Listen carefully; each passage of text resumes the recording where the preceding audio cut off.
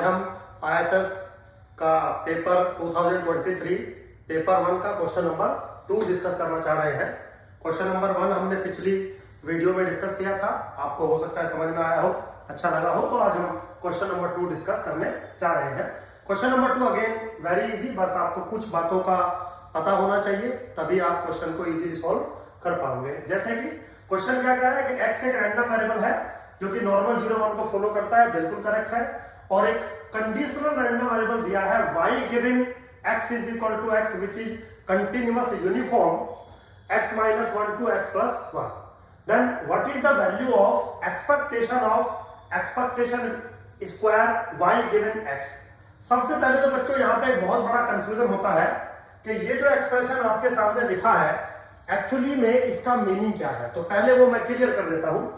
तो जो यहां पे मीनिंग लिखा गया है E square y given x का मतलब है expectation of y given x का होल स्क्वायर, ये मीनिंग है।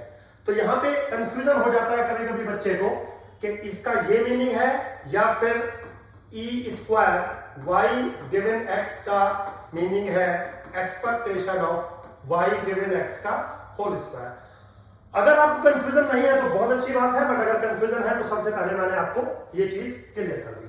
तो अब वो क्या कह रहा है कि एक अनकंडीशनल रैंडम वेरिएबल है x, एक कंडीशनल रैंडम वेरिएबल है y गिवन x जो यूनिफॉर्म को फॉलो करता है। अब स्टार्ट करते हैं। y given x is equal to x follow uniform x minus 1 to x plus 1. So according to the theoretical classes, expectation of y given x is equal to x is nothing but x. Why x? Because rule hai if we have some random variable z, now this follow uniform a comma b, then expected value of z is a plus b by 2, right? So this is what basically a plus b by 2, which is x. So now in this case e square y given x is equal to x is x square, right?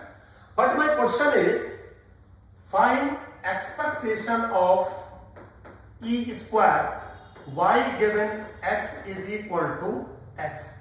Now this is मेरे बच्चों expectation of x square.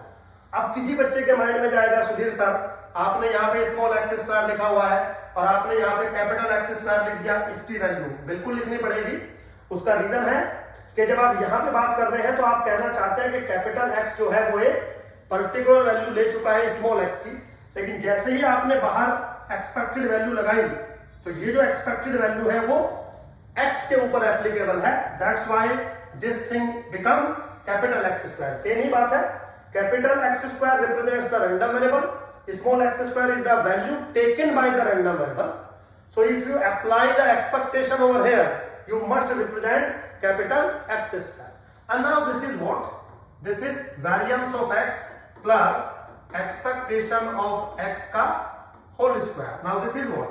Since x follow the normal 0 1, x follow the normal 0 1, so this is 1 plus 0 which is 1. Very easy. Answer देख लेते हैं.